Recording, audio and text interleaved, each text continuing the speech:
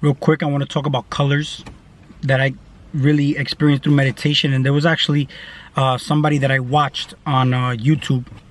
He goes by Travis Mages.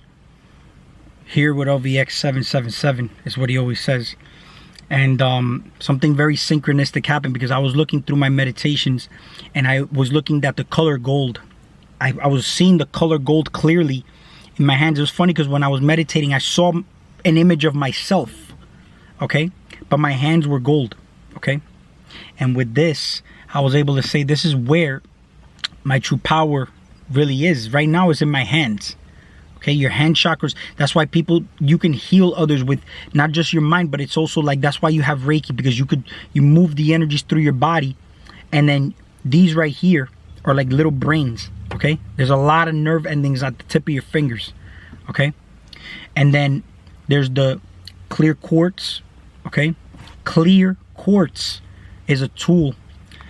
Cut, shaved. It's like it really, to me, a clear quartz that's been cut and shaved and all that, it's not as strong as something that's just raw and rough and doesn't look pretty.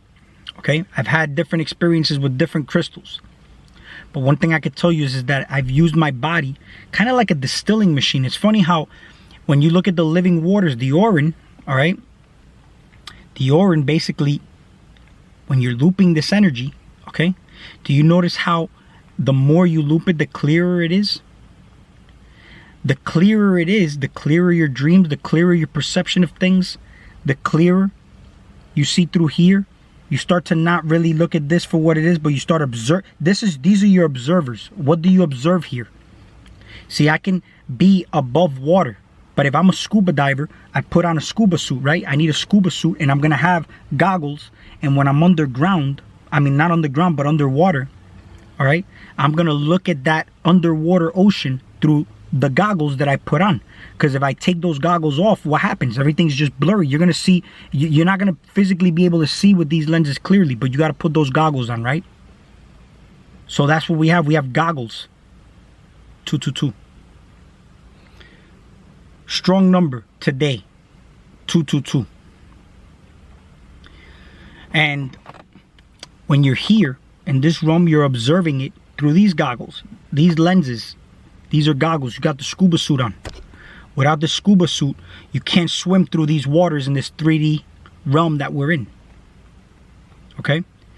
Be the observer, because when you're going underwater, you're being an observer. And notice how they say, look at that scuba diver. There's a scuba diver under there, right?